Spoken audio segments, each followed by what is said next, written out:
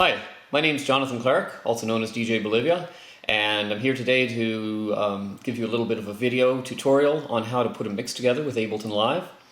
Now, there's three different ways that I put mixes together when I'm creating one of my radio shows, Subterranean Homesick Grooves.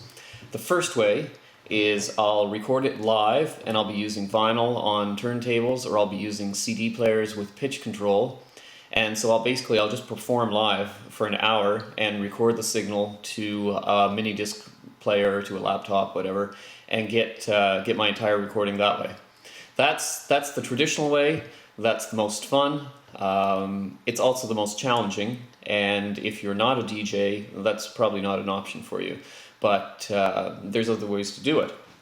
Now, the second way I do it sometimes is I'll use Ableton Live. And I'll have all my tracks in Ableton as WAV files, as MP3s, whatever, WAV or AIFF, their quality. I'll warp all those tracks, and I did a separate video to teach you how to warp tracks. That's a very key part of Ableton if you're using it for DJing where you have to beat mix. Okay, so I'll have all my tracks in Ableton, and I'll have it hooked up to to a mixer, MIDI controller, stuff like that. And basically, I'll still be performing live. The only difference between the turntables or CD players and Ableton Live that way is that Ableton kind of takes care of the beat mixing for me. So I don't really have to focus so much on beat mixing, and I can focus a little bit more on effects, on making sure my programming is good, focus on timing of when songs come in and out, stuff like that. Again, that would be a live performance aspect. I would just, record the signal to another laptop, to a WAV recorder, something like that. But basically, I'm still performing live. I'd be going through the whole thing for an hour and just playing on Ableton. And the only thing missing from there is that Ableton's helping me with the beat mixing. So those two ways are a little bit more challenging. Now, there's a third way that I sometimes put mixes together when I don't have a lot of equipment with me. If I'm on the road, in hotel rooms and whatnot, you can actually put a mix together using Ableton again, but this time, instead of playing it live in real time, you're dragging and dropping tracks onto the arrangement view, and then you're using automation on your volumes, automation on your effects to replicate the actions that you would have been doing with a mixer if you'd been performing live. So this way is not, I don't consider this to be true DJing. This is more of a production approach to putting a mix together. And if you're an aspiring DJ and you're trying to make a demo mix and you put one together with Ableton using the arrangement view, if you do it this way, that's kind of cheating. That's not really producing a demo mix. All that shows that you have is that you have good programming skills. It doesn't show that you can DJ. So, this is a really good skill for me for radio shows, but if I'm talking to a promoter and I want to tell them, I'm an experienced DJ, I'll always hand them a recording of a live show, because that way they can tell that I've done it before, I've got the experience, I know what I'm doing, I can perform live in a venue. So, but as far as putting a radio show together, something like that goes, this type of making a mix is fantastic. It's great. Okay, so that's what I'm going to teach you today. This week is the 100th episode of Subterranean Homesick Grooves. So I'm actually going to put together that episode this way for this video, so you can see how episode number 100 came together. Now, in the future, just to show you the other ways, I am going to do a couple shows using the traditional methods, mixing on CDs or vinyl, mixing in Ableton live on the fly, and I'll put those online too, so people get a better idea of the three different types of ways that I would put together a radio show or put together a DJ mix. But for now, today's lesson is in using the Ranger in Ableton Live. So, let's take a look at what I already have here on the screen. Okay, now you'll recall that I did a warping video and I actually warped these tracks. So I've got the same tracks in here. I've got 18 tracks. Now, since I did the warping video, I had to make a couple changes. the John Sweet song, I didn't warp it properly. So I just noticed that this morning. So I've had to go in and rewarp it. So if you're following my video very closely, you'll probably notice a slight mistake and in the warping video. And the reason for that is, let's turn the metronome on and play here.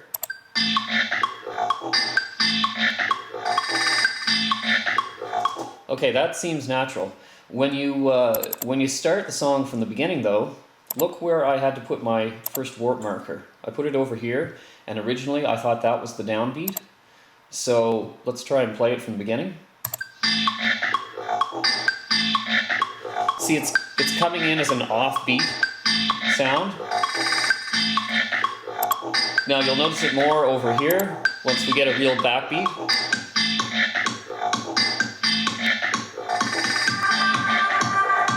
Okay, so that one's warped properly now. So that's just one little change.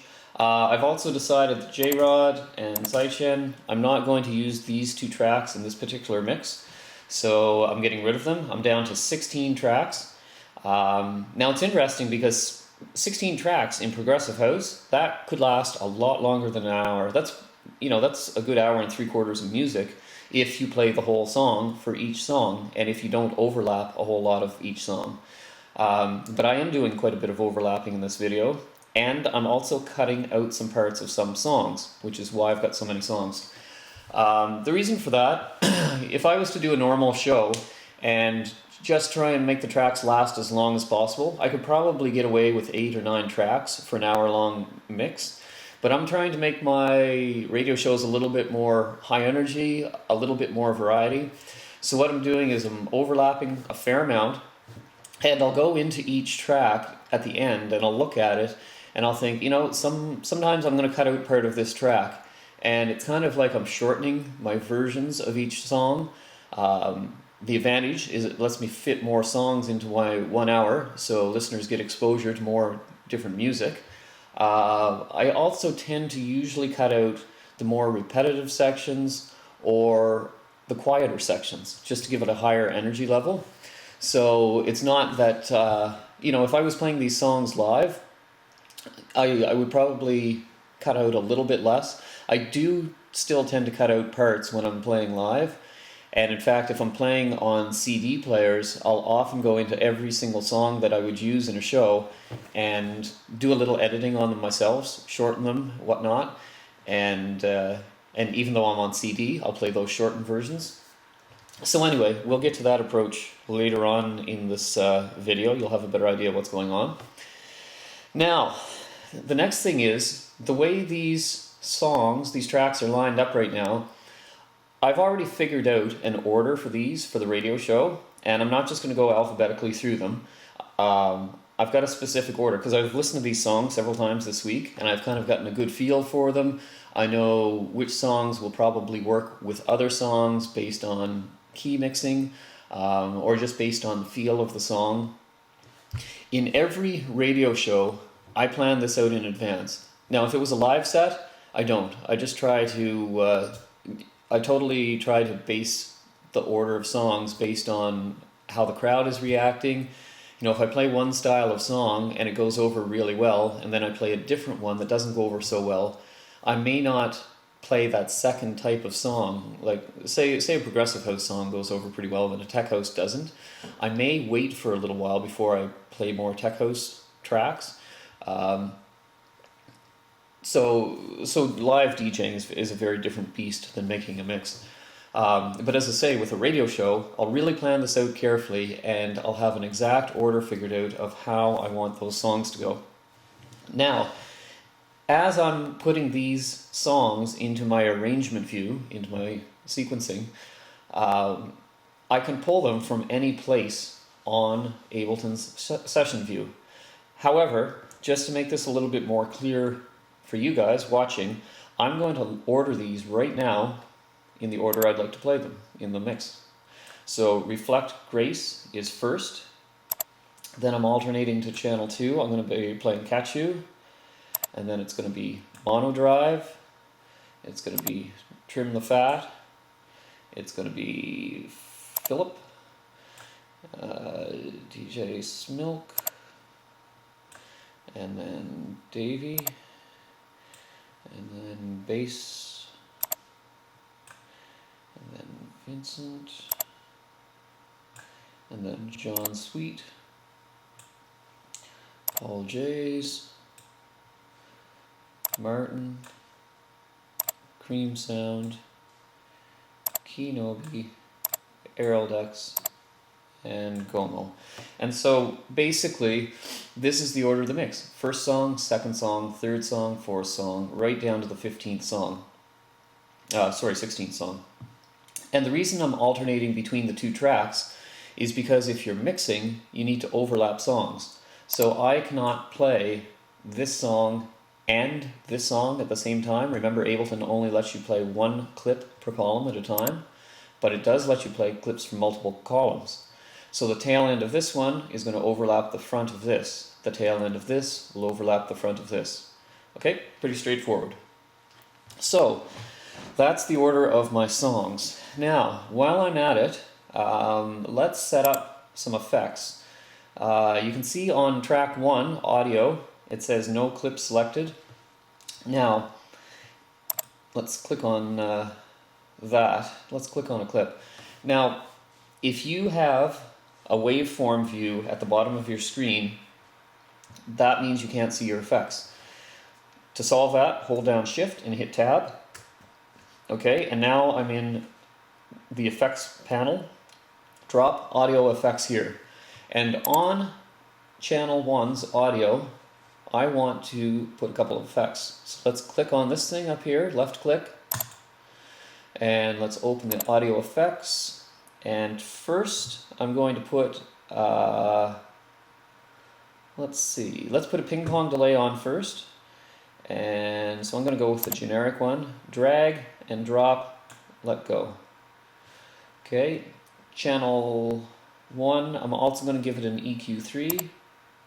Click, drag, drop, let go. Okay, I'm going to turn the dry wet down all the way for that to start things off.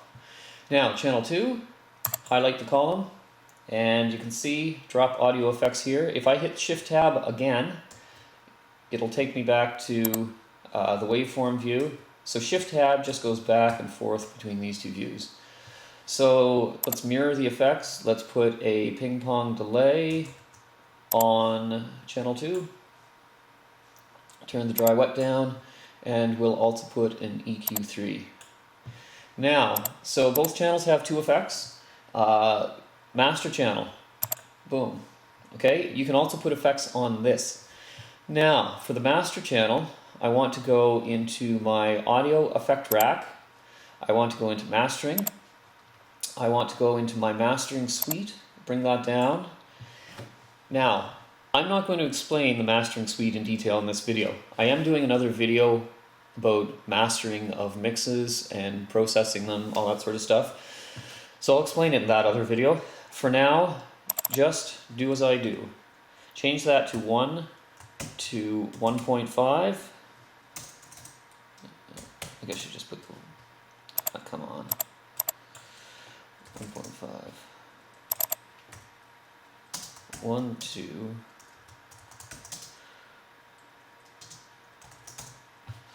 Okay, let's just line it up this way. I don't know why that's not doing that. Okay, so around 1.5, 1.51, and then the limit gain, I'm going to put 0 for that. Again, do as I do. Just set the compression ratio to 1 to 1.5, and the limit gain to 0 for the mastering suite, and then we'll ignore that for the rest of the time. That's for a different video. Okay, let's go into arrangement view. So hit the tab key. Okay. Now the same thing, this button shows or hides your file browser and your audio effects browser. But for now, the way I want to proceed is I want to show you how arrangement view works out. So this top line that's all lit up white, that is channel 1. Click here, this line's lit up, that's channel 2. Now it's a little confusing that in session view, your channels are vertical columns, and in arrangement view, your channels are horizontal strips, rows. But as long as you understand that's what's going on, that's all that matters. And of course, remember we also have the mastering channel, which we put an effect on, the mastering suite. You can click on that and it highlights that. But basically what's going to happen is we're going to put our songs in here, so there'll be one here, and then there'll be one here, and then one here, and they're kind of overlapping as we go. Okay, so again, flip back and forth between arrangement and session, hit the tab key. Let's see what else you need to know. Level meters. This is the level meter for track 1. This is the level meter for track 2. This is the level meter for mastering. That's our master volume, our main output. So pay attention to those. We'll talk about those as we're doing stuff. To let me explain this stuff a little bit better. Let's drop a song into arrangement view first. Now you can, if you want, you can just drag and drop from here in like this. I'm going to hit Control-Z, undo that. I'm not bringing them in directly from the file browser. I'm bringing them in from session view. And so the way to do that, you have to click on the clip and keep the leftmost button held down. Hit tab to bring over to arrangement view, and then you can move this around, and as soon as you let go of the mouse button, it ends up in the clip. Okay? So now channel 1, we have the first song in place at the beginning, starting at bar 1. A couple things more to view. Up here, this line that has the little green strip in it, there's actually 2 lines if you were to look really closely. Those represent channels 1 and 2. See if I can illustrate this better. I'm going to bring another track in, click and hold, hit tab, place it in the right spot, let go. Okay, so now you can kind of see there's the green line there, there's the purple line underneath, very faint. Okay, your mouse, or your cursor is a little hand with a magnifying glass when you're up here. It works the same as zooming in and out down here in waveform view. So let's click and hold and skim up. And so now I've zoomed out so you can see the entire thing. You can see around this overall snapshot of your arrangement timeline, the entire thing has a very thin black bar around it. It's boxed in. That means that everything that you can see here is in that black box. If you were to zoom in, okay, see how my black box up there on the snapshot is getting smaller and smaller? Okay, so right now the section from here to here in these songs is actually the section from here to here in the box. So that means when you're zoomed in, you can still look up and get a better idea of exactly what's going on in your overall arrangement. Okay, so let's zoom out a little. A couple things that you want to do at the start of your mix. You want to double click there, reset to 111. So right now your cursor's over here. You want to turn off the over, and you want to turn off record to arrangements. Okay, so no colors up here. The next thing that you want to do is you've got to realize if you're moving stuff around here, see how my cursor right now is an arrow? If I click on the colored band at the top of a track and hold it in and then move left or right, or even up or down, I can move it out of that track. Basically this lets you move a clip around in position, but be careful because if you're at the very end of either end, your normal mouse arrow turns into a bracket, and if you click on that and then try to move left or right to move a clip, it actually erases part of the clip. Now it never erases it permanently. If I go back up to this, I can expand. Okay, if I cut out a section by doing that and then hitting delete, I can move this apart and I can actually expand both parts past the cut. So basically I've duplicated the track by cutting it in the middle. Okay, let's hit Control-Z a few times, get back to where we were. I wonder what else is important to show you. I guess let's press play. The controls up here work the same as they do down in the track view.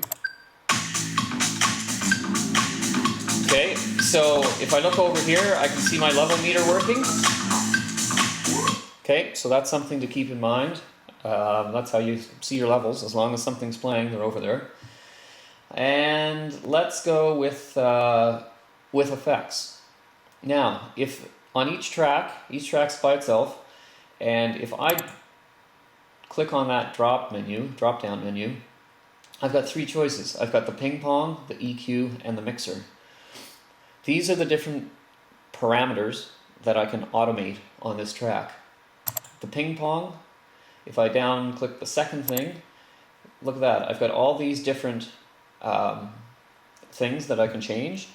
You can see down here I've got feedback, I've got dry, wet, I've got all sorts of stuff like my Q levels, whatever. And looking in here, all those exist as parameters you can automate. So if I want to automate the dry, wet, I click that. So I've got ping pong, dry, wet, dry, wet. This line represent, here, let's delete this track for a minute. This line, you double click, you can put a point on your automation and you can move it around. Okay, so what I've done is I've just created some changes on my dry wet level as the track progresses. And if I look down on my effect, you can see there's a little red square there. That means automation exists on this track. And you can see the 7.6. Well, let's try and play from here.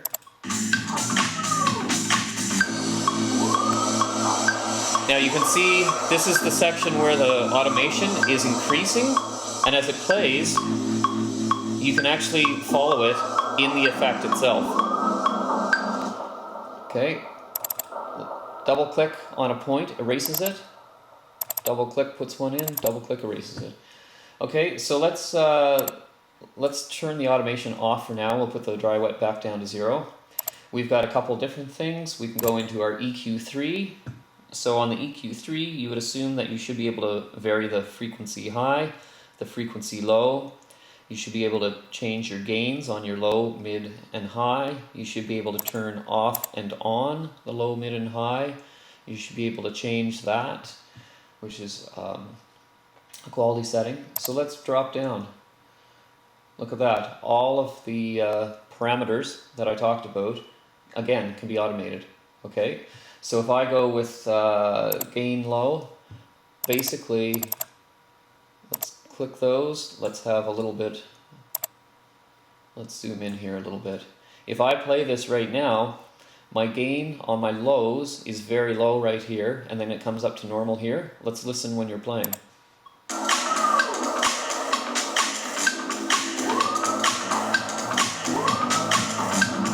Okay, so you can hear how the low frequency of the track is altered throughout that. Okay, so for now, let's get rid of those things. Let's set the gain back up to 0, so it's not affected. Okay, and then the final thing I've got control over here is the mixer. And the mixer lets me do a couple things. It lets me change the panning, the left-right balance of the track. It lets me change the track volume, and it lets me change the crossfader sign. Okay, for now, let's set both tracks so that the automation that we can see is the track volume. Okay, let's scroll out a little, zoom out a little bit. Now, one interesting thing, again, it's hard to see, but in this little snapshot view up here at the top, you can see there's a little tiny black line. That shows where your cursor is. See here on the screen, I'm at roughly bar 71. And it's moving to the right. That shows your cursor position within your overall arrangement view up top. Okay, so zooming out. Now, what's the next thing I need to teach you about? Basically, as I overlay these tracks, let's bring the second one in again. Click, drag and drop. Okay, so basically, to mix two songs, I'm going to have it playing along here, and I remember I've got the track volume automation on right now. Let's click that, and then in the same place, click there and there. Now, so basically as this plays, this line, the volume level of the track, it's going to start dropping when on track 1 when it gets to bar 97, and it's going to decrease until it fades out entirely. At the same time, I've got it set up so bar 97, track 2, Kachu, starts playing, but it's got no volume, and it comes up very gradually. So as we go through this song, you're going to see that the volume on this one fades out, and this one fades in.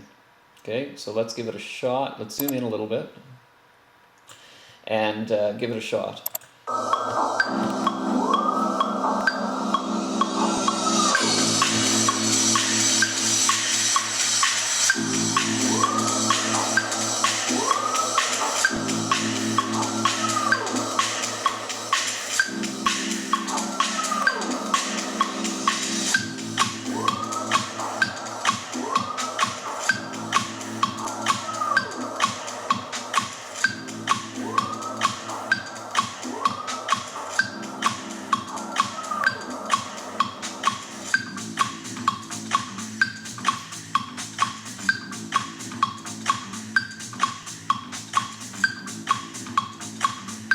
Remember, I've got the metronome on right now, that clicking. I can turn it off.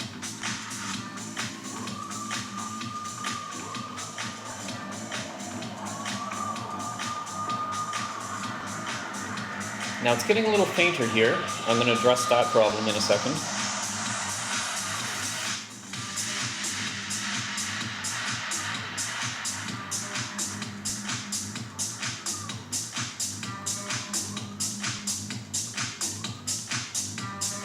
And you can tell it's fainter, not just by ear, which is the best way, but you can also look at your level meter. See how it's only coming up to this level right now? Let's just give it a few more seconds.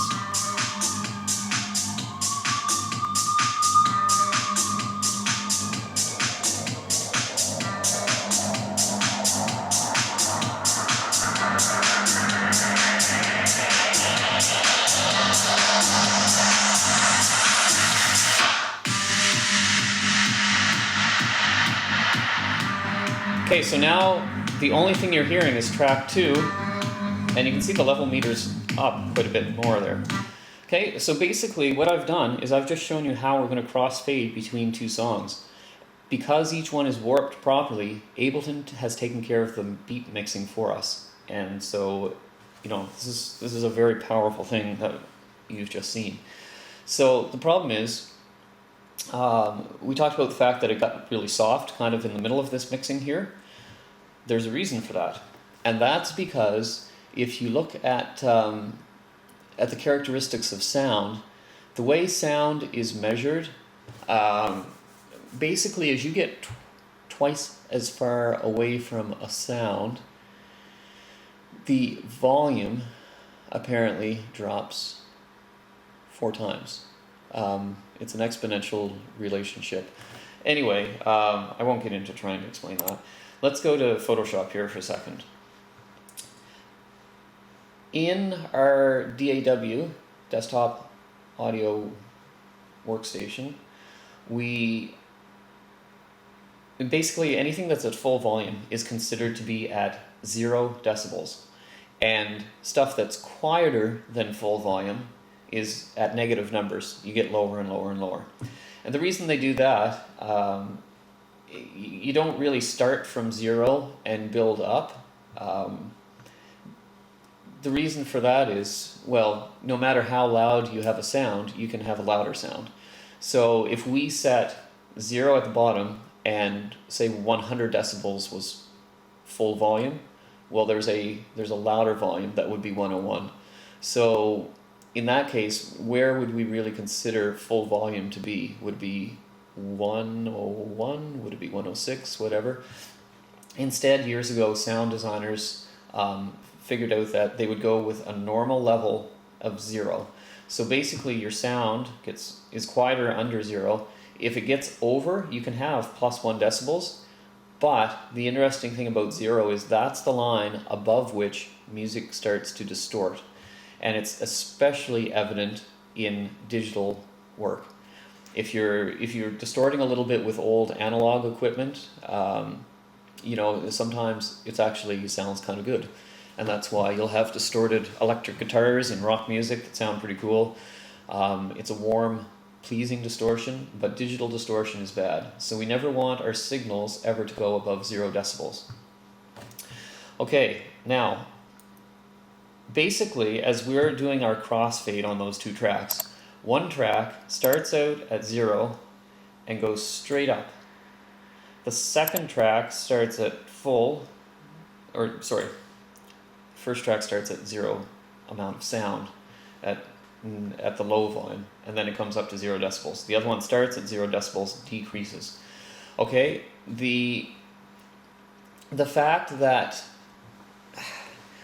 when you measure decibels, a difference of 6 decibels is a doubling in volume when you're looking at it numerically.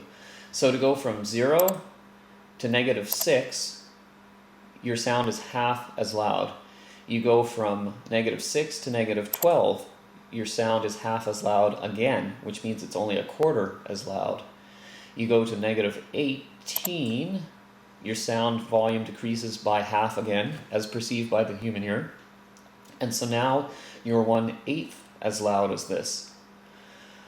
So what's happening is, as you're dropping quickly, instead of a small drop being perceived equally by the ear, the more you drop, the fainter it gets more quickly.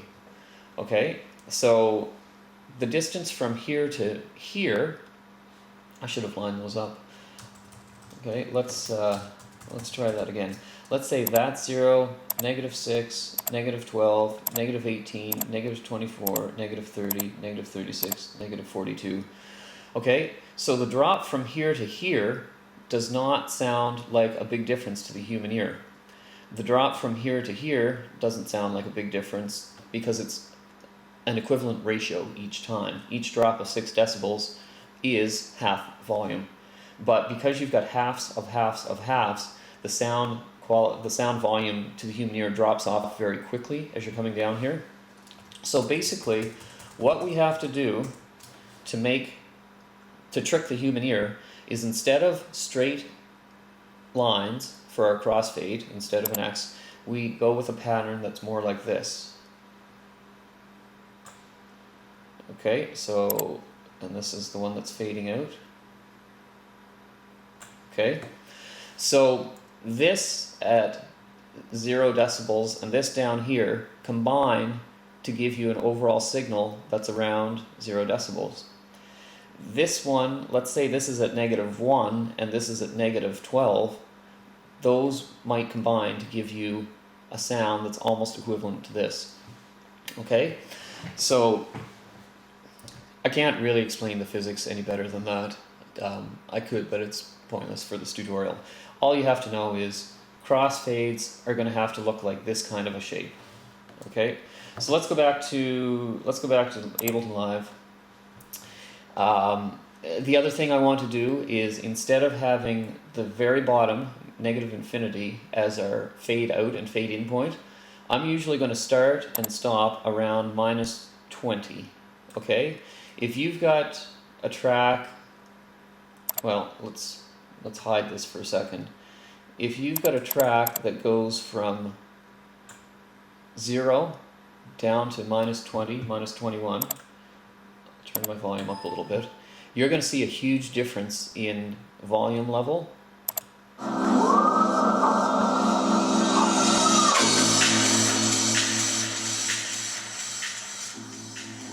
So see how faint that is right now? Having it that loud when your other track's at full volume means you're barely going to hear this. So I'll use -20 roughly as my starting point to bring something in. I'll bring it up to 0. The one I'm fading out, 0, and I'll bring it down to about -20. And remember how we said we don't want perfect straight lines in our crossfades? Well, let's curve it. Let's pick a few points. And so they're going to be more like arcs than like crossfades. Okay?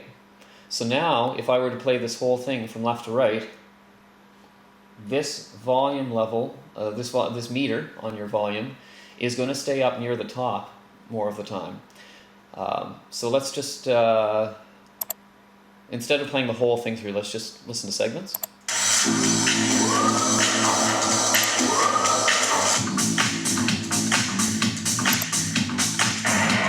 See how the volume is still pretty good there, where it wasn't before?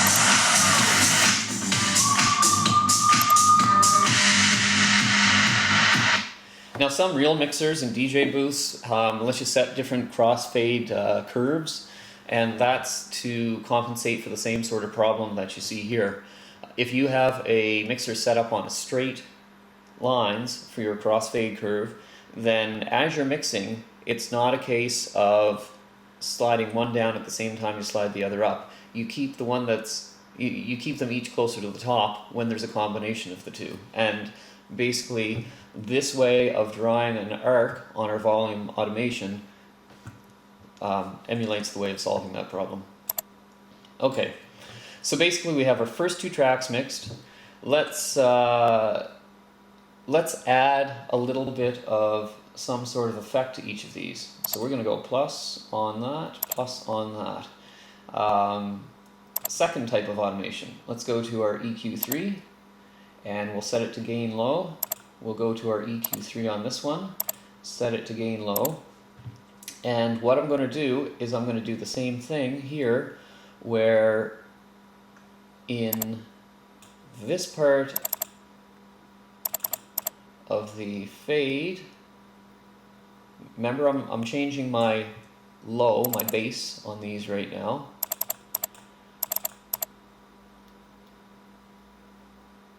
Okay, so basically this track that's disappearing has full bass levels until this part of the fade, and then all of a sudden the bass is going to drop out very quickly over the space of 8 bars. And for the track that's coming in, the bass is very low at the beginning, and the bass is going to come up very quickly to full levels over the space of these same 8 bars. So let's listen to that.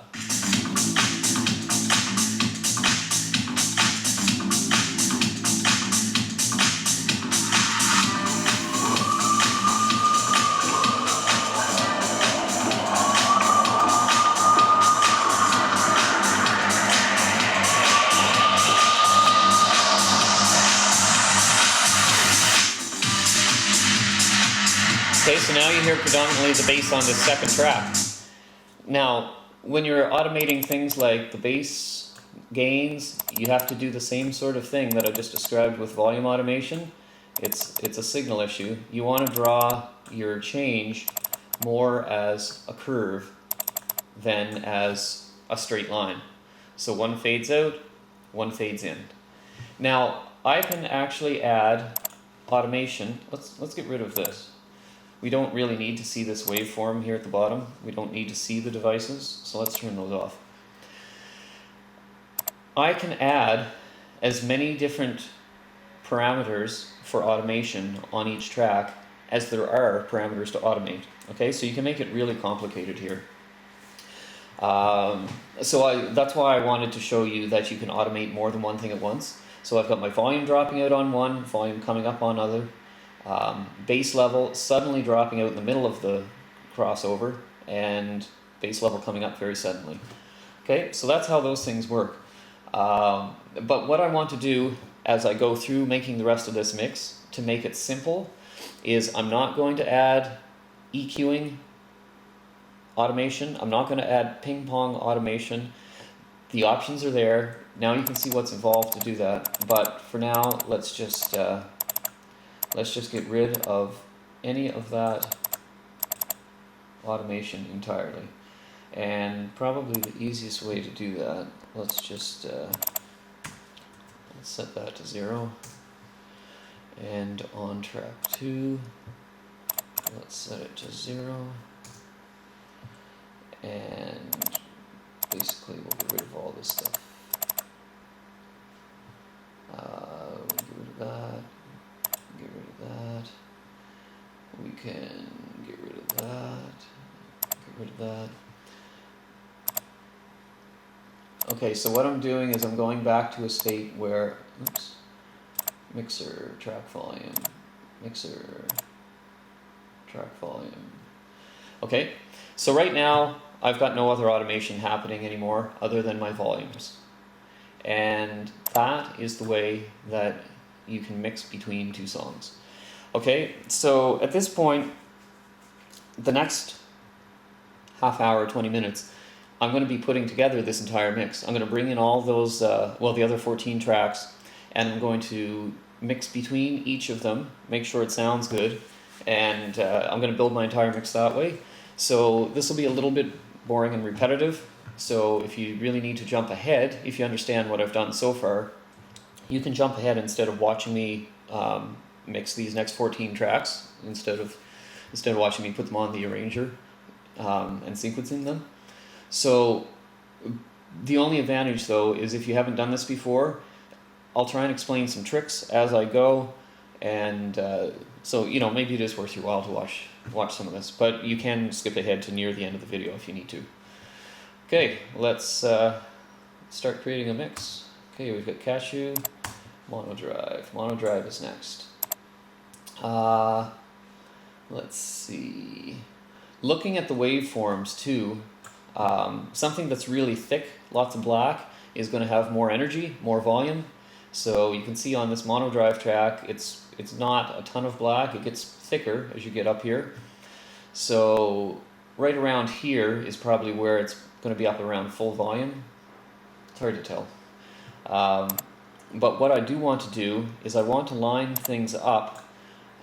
Usually overlapping sets of 8 bars is good.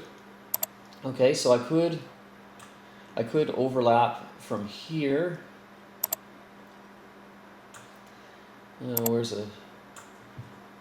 Okay, so you can see that this section starting here and ending here is very distinct. It's actually 24 bars. There's a group of 8 bars here, there's a group of 8 bars here, and there's a group of 8 bars here. And you can see how each one is a little bit different than each other, some distinction.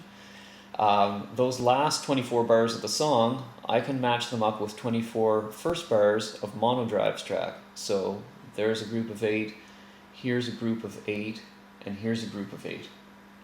The only thing is that's not a very long overlap. If I'm DJing live, I like to overlap at least 2 minutes, which is about 64 bars of each of the songs. So let's take a look. If we wanted to match exactly 64 bars, see this one ends at 297. So if we were to assume that 64 bars before that is 237, sorry, no it's not, it's 233, then right there is kind of where I'd want to. Okay, so now I've got 64 bars overlapped. And does that seem to match up well? Well, this start of this song looks like it might be better off there.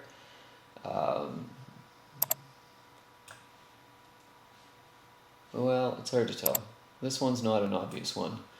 Let's just leave it here. Let's see what happens.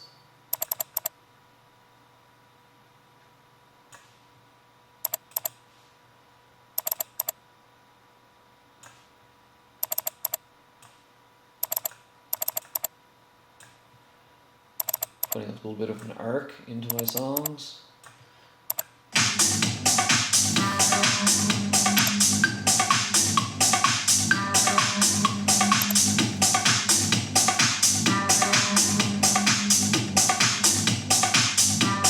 Remember to watch your volume level on the master.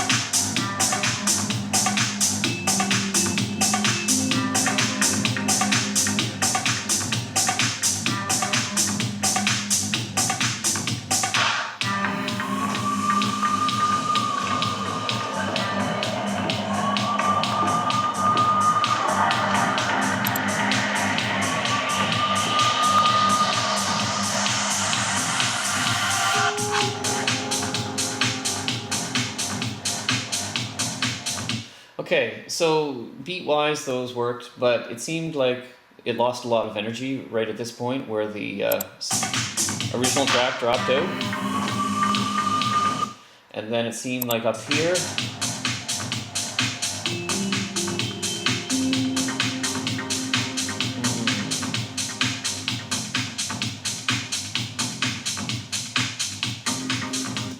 I think I'm going to change the layout here. I don't like the way those two mix together. I'm going to move this up quite a bit. I'm going to cut out the back end of this song entirely, and I'm going to have it so that mono drive comes in, and we're at full volume at this point, which means at this point I want to be fairly low.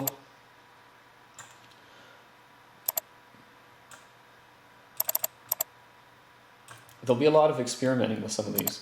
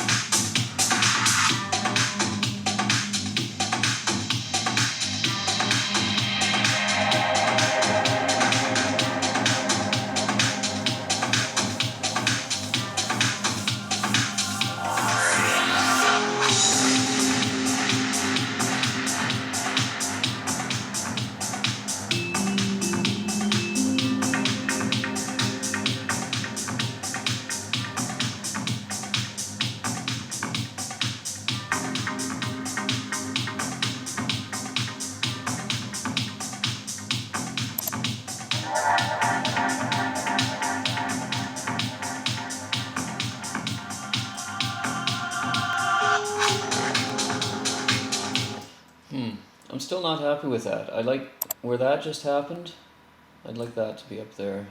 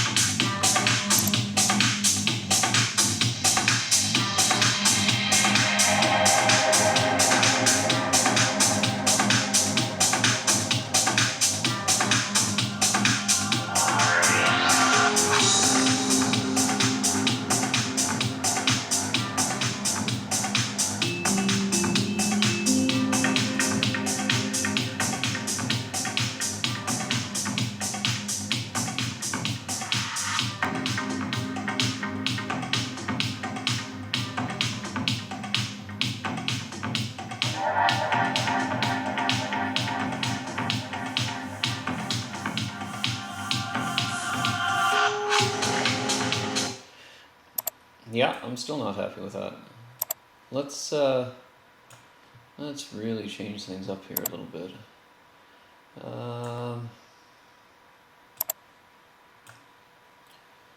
Let's assume that we don't want any of that stuff.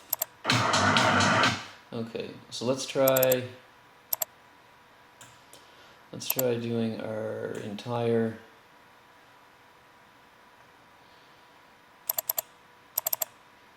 crossover in this short distance here.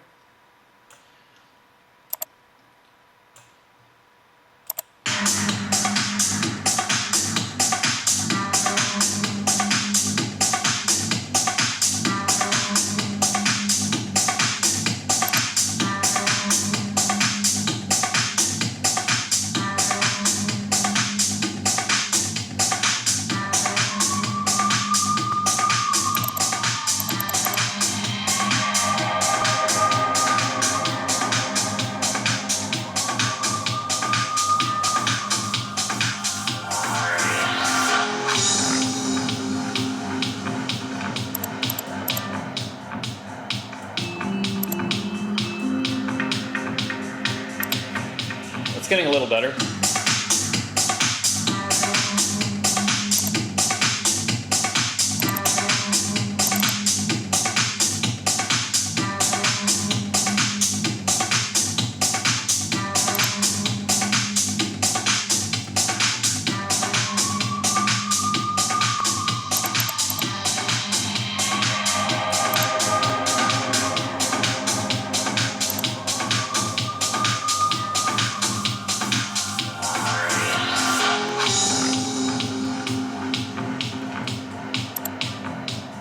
Okay, well let's leave that one at that. Trim the fat.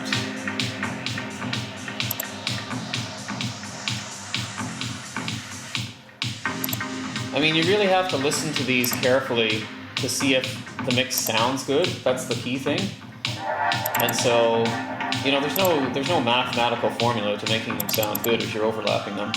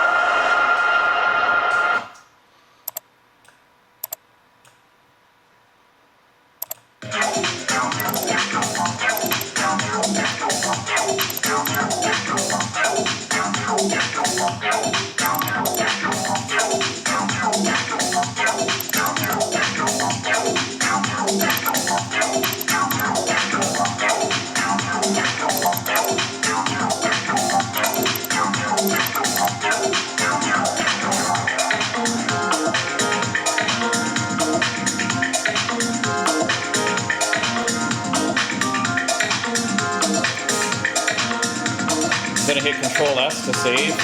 I do that fairly often while I'm working.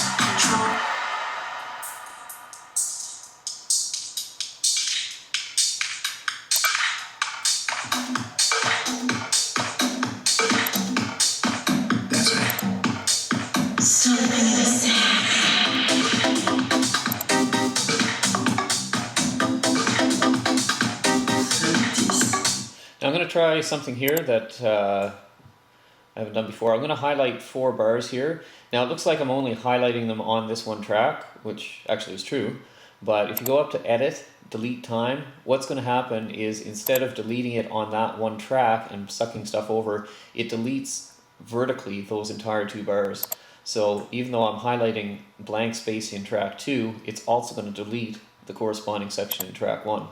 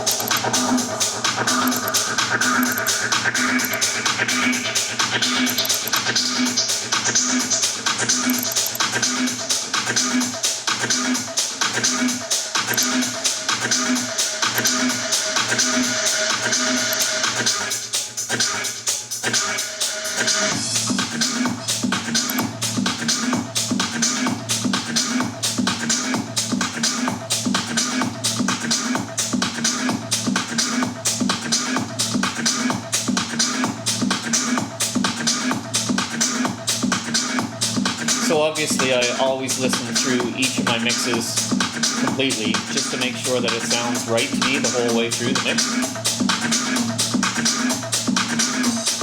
Or I should say through my crossfades.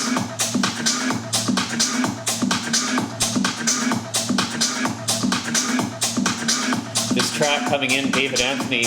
Davey's the first promoter who ever booked me to play a rave type show. Obviously I've been DJing for about, I don't know, 15 years before that, but yeah, he booked me in the late 1990s to play a New Year's Eve party that was definitely a different style than I was used to, but now he's doing some producing work too, which is cool.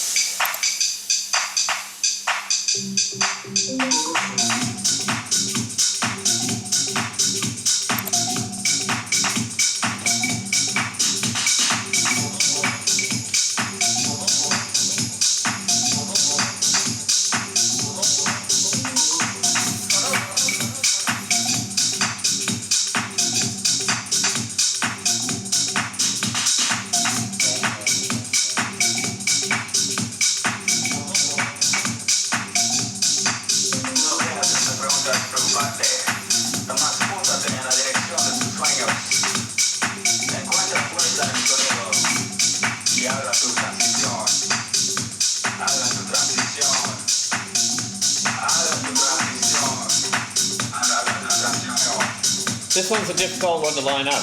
Like, lining this up makes sense. Lining that up with this kind of makes sense. But these two gaps, you know, you think maybe that should be shifted over a little to the right, but who knows? There's no right and wrong way to make a mix. As long as it's pleasing to the ear.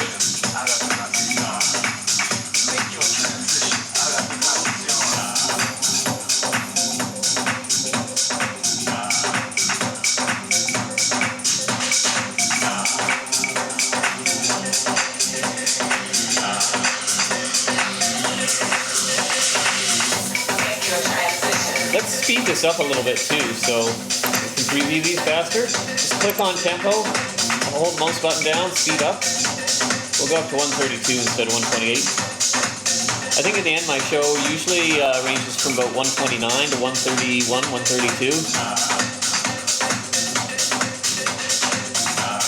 And you'll notice that by changing the volume here, that's not going to change it in the mix. Right now, the entire mix is going to be at 132, but we can automate the tempo also, which I'll show you at the end.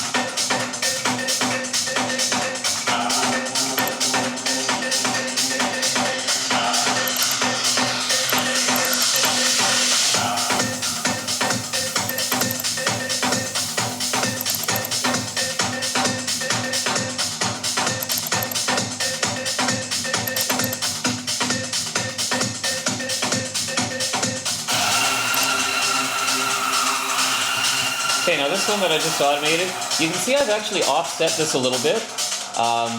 Right there, 12:13 should be the beginning of an 8-bar stretch on this track, and I'm starting it at 12:14 instead on the next song. And you can correspond at the end here. It looks like that's the end of an 8-bar section, and I'm starting a new one there. So intuitively, it's going to sound a little interesting to people dancing that are used to the 8-bar progressions, because it's going to sound like all of a sudden there's an extra bar of pause at this. I don't know if that'll make sense. Maybe you'll hear it when we're previewing here.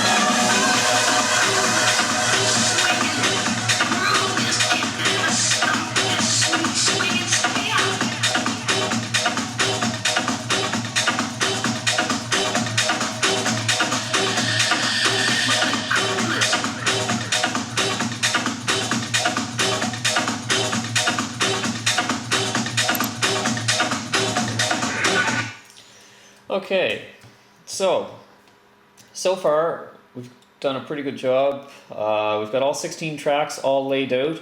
We've got crossfades between them all. So essentially we have a mix sort of ready to go right now. You can see that it lasts a total of about 2,400 bars, which at 132 beats per minute is about 73 minutes long. Now, you'll also remember my radio show is only an hour long, so this is too long. I have to cut some parts out to make them all fit, or to cut off the last 2 tracks. I would rather cut some parts out. So that's the next thing we're going to do. I'm going to hit Control S again and save my project. Now let's start trimming it down so it's a better size for a 1-hour radio show.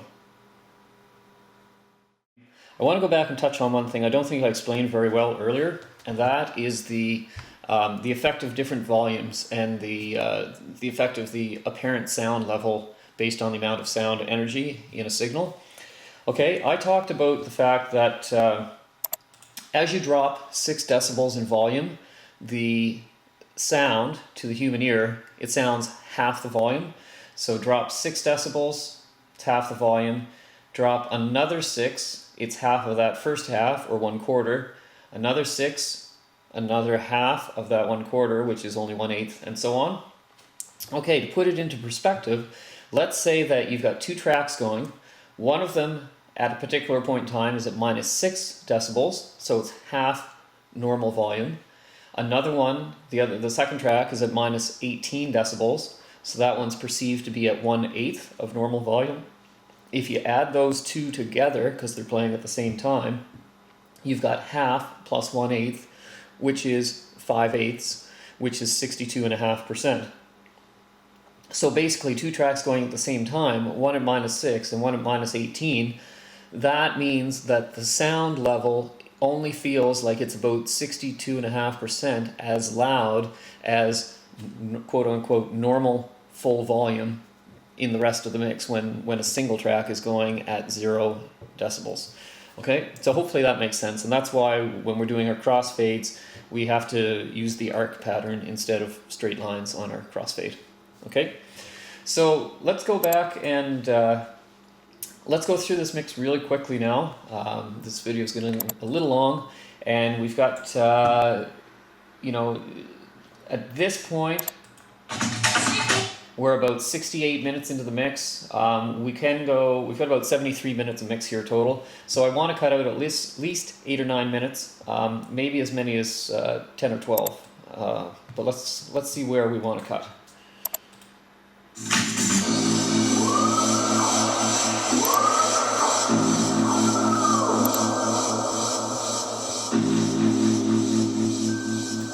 I'm going to cut one of those 2 quiet sections out, and usually you cut in sections of 8 bars. Let's wipe this out and see if over the gap where I'm going from the old section to the, on either side of the cut, let's see if it flows smoothly.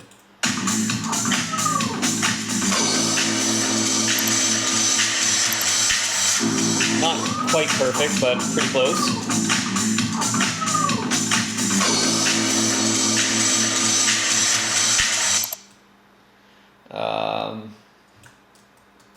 Let's come back. I may not cut that one out. Let's look for other stuff to trim.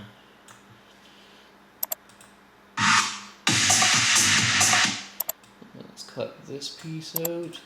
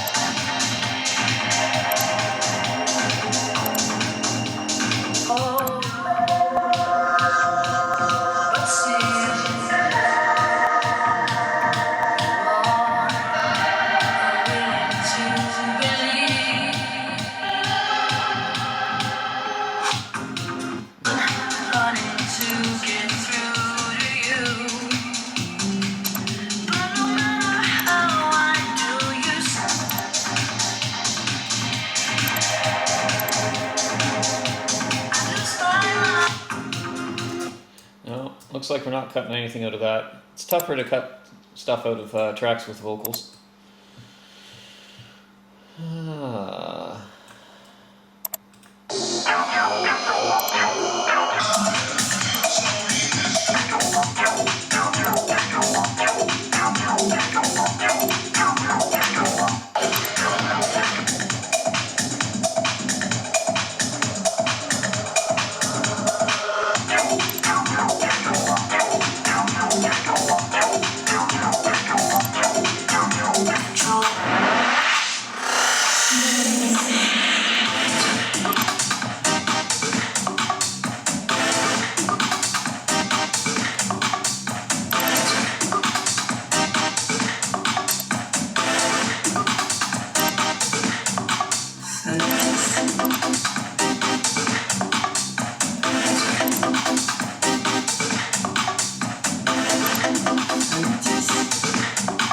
You'll notice this has lower energy, there's not as much blackness in it, so that's why I'm cutting that piece out. Let's see if it works.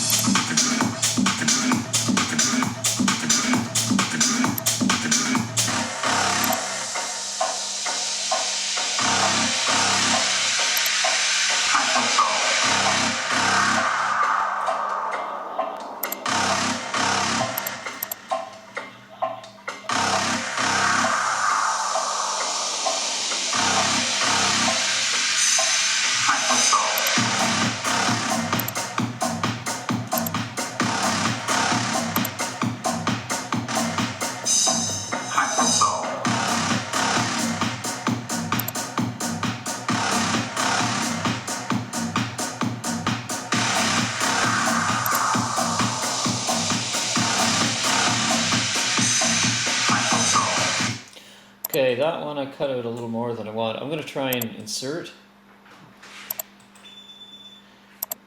silence, and I'm going to just play that little section again.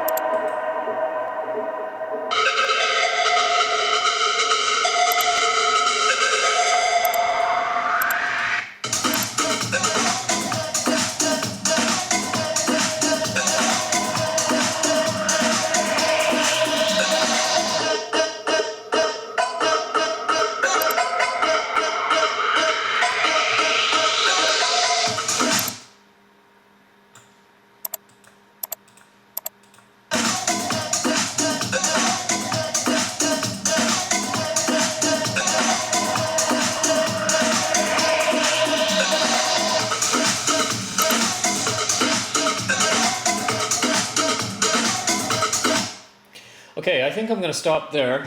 As you can see, my mix now is about 60 minutes long, over 60 minutes long, a couple extra minutes, but we're a lot closer to the 1 hour target that I was looking at. Control S to save. Now, one final thing I want to do here before I export this file is, okay, I want my show to be exactly 60 minutes to the second. My introductory segment that I'm going to use is, it's 73 seconds long. So if I take 73 seconds, a minute and 13 seconds off, then I want my mix to end up being 58 minutes and 47 seconds, okay? So that's going to be our goal here. You can see right now down on the mixer, I've got the mixer highlighted on my master track, and I've got song tempo as my parameter that I can automate. I talked earlier about the tempo. We've been playing everything at 132, a global tempo. But what I want to do is have the mix, it's gonna just ramp up slowly in a straight line from one speed to another speed throughout the show. Now I can automate it up and down like any other any parameter, but basically what I want to do is I want to start the mix at around 129 beats a minute. Okay, and then once I get near the end of the mix, I want to be up around 131 to 132. Okay, so maybe you'll be able to hear the difference. If you're a DJ, you should be able to hear this pretty obviously. And if you look at your global tempo, you're going to watch, it's going to increase here in a second.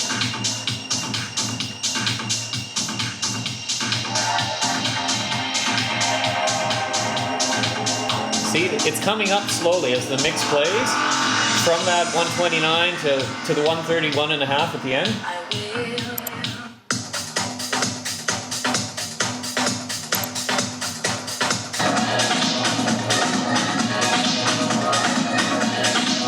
Okay, so basically what I try to do with most of my radio shows, this one's a little bit unique because it's the 100th episode, but usually what I try to do is pick songs with lower amounts of energy, like drums that are less busy, bass lines, melody that's less busy.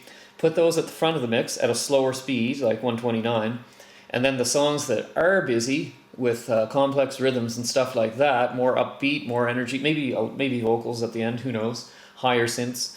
I'll put those near the end of the mix. So those ones will be played eventually at a higher speed too, 131, which contributes to the higher energy. And so what happens is, as somebody listens to the entire hour-long mix, it's kind of like a journey. Or a growth in energy level as you listen to the mix. So the first half is pretty laid back, pretty chill, but as the mix goes on, it gets more and more upbeat. And so by the time the mix is over, it feels really pretty upbeat. Now I do that for a lot of shows. This particular show, number 100, is a tiny bit different because I've picked, I haven't quite ramped things up as much as I normally would. If you want to listen to a better example of ramping things up through a mix, listen to episode 102 when it comes out. I actually did that one yesterday before 100, and that's a perfect example of the kind of show that I like to do. Anyway, so we've got our tempo at 129.04 at the start, 131.63 at the end, and let's remember that we want about 58 minutes and 47 seconds. So let's trim this last song. Let's see. I'm going to have to cut out some more because that last song is not even going to happen at the moment. Let's try and take some out of one of these redder ones in the middle.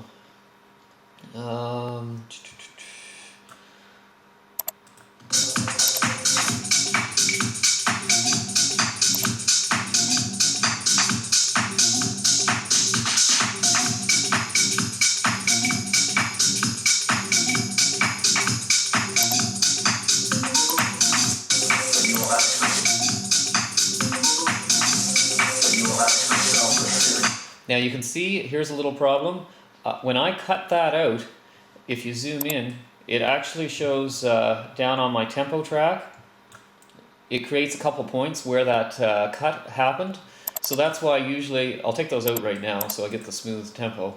But that's usually why I don't do any cutting of the individual clips or anything after I've adjusted my final tempo. Final tempo is usually my very last thing that I adjust before I export. Okay, so let's zoom in again to the 58-minute and 47-second part. So we're right down around there. 58 minutes, 47 seconds. So that would be right about here. And what I'll do is in the last 6 seconds, so starting around here, I'll do a fade out on the tempo. So what happens is when I add that 73-second intro at the beginning of the show, then play this immediately afterwards,